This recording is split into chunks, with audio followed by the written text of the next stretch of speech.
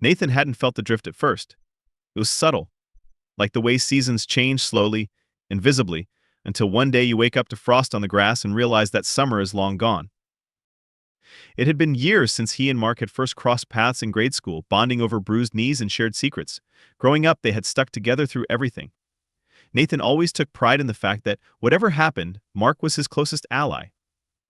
When Nathan met Eve 3 years ago, he thought the universe had finally given him a little extra happiness. As if he'd won a prize he didn't deserve. Mark was thrilled too, or so he claimed.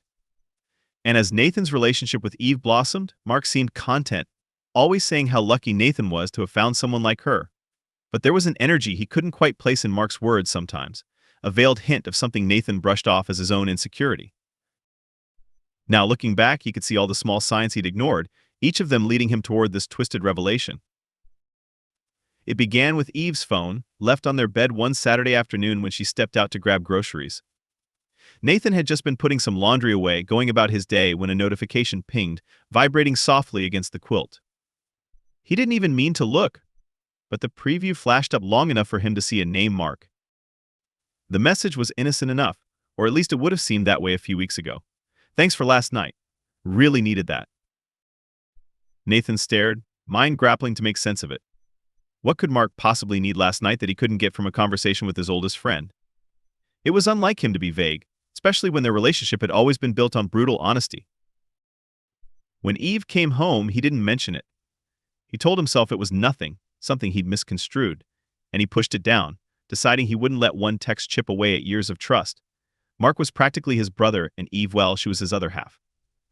He wasn't the paranoid type, but as the days passed, the seed of doubt took root, burrowing deeper each time he caught a strange glance between them or noticed Mark's vague explanations for avoiding their weekly bar nights. Mark had always been the life of the party, dragging Nathan out on Friday nights, insisting they meet up, even if one of them was tired from work.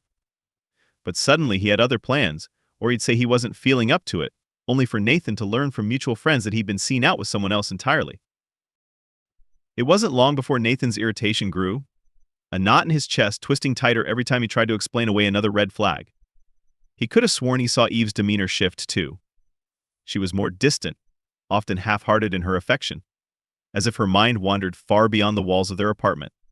He chalked it up to stress, kept telling himself she'd just been busy with work, that she was exhausted. One evening, they'd planned a cozy night in, pizza and a movie, but as the credits rolled and the lights dimmed, Nathan noticed Eve's phone lighting up repeatedly on the coffee table. She'd silenced it, but it kept buzzing, notifications flooding her screen. Nathan felt the pull, the desire to pick it up and confirm his suspicions. But before he could move, she sighed, made an excuse about having to meet a friend for a late drink, and walked out the door. Nathan sat there, the pit in his stomach widening as the hours passed. He waited until 2 a.m, eyes trained on the door. When Eve finally came back, there was a faint scent lingering on her clothes, something sharp and familiar. It wasn't the fruity perfume she usually wore, nor the faint tang of alcohol from a bar. No, this was something more distinct, a subtle cologne he'd only ever associated with Mark. The signs were impossible to ignore after that. He started seeing patterns everywhere, as if the world had flipped upside down and only he could see the pieces falling apart. Maybe he was losing his mind, he thought. Maybe he was conjuring shadows where there were none. And yet, one cold December night, as he sat alone in the corner of a dimly lit bar, he saw them walk in together, laughing, faces flushed with warmth, as if they were the only two people in the world. They didn't see him in the darkened corner, nursing his drink and his sinking heart. There in the shadows he watched them, his blood running cold as Mark reached out and tucked a stray strand of hair behind Eve's ear. She leaned into his touch, her face softening with that smile she'd once reserved for him alone. The sight was enough to shatter whatever fragile hope he'd been clinging to. Nathan didn't stay to see more. He left before they noticed him, leaving his drink half finished on the table. That night, something snapped inside him. He sat up in bed, the taste of bitter betrayal lingering like bile in his throat, feeling as if he'd been gutted from the inside out. Mark had been his best friend since he was 11. They'd been through everything together. Things Nathan would never have survived alone. He'd been there during Mark's messy breakups, through family feuds and the painful process of growing up. And Eve, she was supposed to be his partner, his confidante, the one person he trusted above anyone else. They had both torn his trust to pieces, like it was nothing more than a faded memory. As the hours crept toward dawn, Nathan's mind moved from hurt to something colder, sharper, A new resolve took hold, calm and unyielding, as he pieced together the only logical solution left to him. He wouldn't waste energy confronting them, forcing them to see his pain, demanding explanations or apologies. They weren't worth it. Instead, he would pull every string he had, manipulate every fiber of his being into one calculated, ruthless response. If they wanted to play with his trust, he would show them exactly what it meant to lose it. In the days that followed, Nathan let his plan unfold slowly, with the kind of patience only heartbreak could foster. He moved like a shadow, gathering small details, stoking little doubts, planting subtle wedges between them. If they were set on this betrayal, he would see to it that they tasted every bitter consequence, each drop like acid. First, he reached out to Mark. After weeks of radio silence, he invited him out for drinks, a casual catch-up, keeping his voice light and unassuming. Mark sounded surprised at first, but agreed quickly, even eagerly.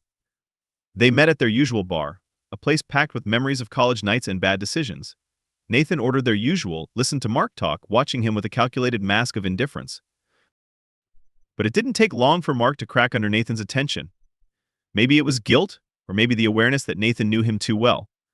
Somewhere between the second and third drink, Mark turned serious, his tone dropping as he started mumbling about how complicated life had been lately. Nathan let him ramble, nodding at all the right moments, subtly prompting him just enough to keep him talking. Mark looked up, a hesitant, almost shameful glance, before he tried to apologize. "I know I haven't been around much, man. Things have just... They got complicated with Eve," Mark said, his gaze unsteady, almost pleading. "You know how life gets, right?" It took every ounce of Nathan's control to keep his hands steady on his glass, his face neutral. Complicated how he asked softly, as if he were genuinely curious, as if Mark's betrayal wasn't sitting between them, thickening the air. Mark faltered, the guilt starting to flicker in his eyes, but he caught himself, forcing a grin that looked wrong, out of place. "Forget it," he mumbled, shrugging it off. "I'm just rambling." Nathan didn't push. He only smiled, clinking his glass against Mark's, pretending to toast. He let Mark believe they were slipping back into their easy rhythm, that this night was just like any other. But he knew. He could see Mark's walls cracking, and all Nathan had to do was keep chipping away at them. Over the following weeks, he continued his work, sowing seeds of doubt between Mark and Eve whenever he could. He invited her out under the guise of a concerned ex, a friend who wanted to clear the air. She showed up reluctantly, her eyes skittish, a clear sense of guilt hanging between them. Nathan played the role well, soft-spoken and open-hearted, assuring her that he wanted nothing more than to understand her side of things, to find closure for himself. He didn't ask her to come back. Instead, he gently, almost tenderly, hinted that he'd heard things about Mark, that he wasn't as stable as he pretended to be, that he had a history of cheating even in past relationships. He watched as her face flickered with doubt, guilt twisting into something colder.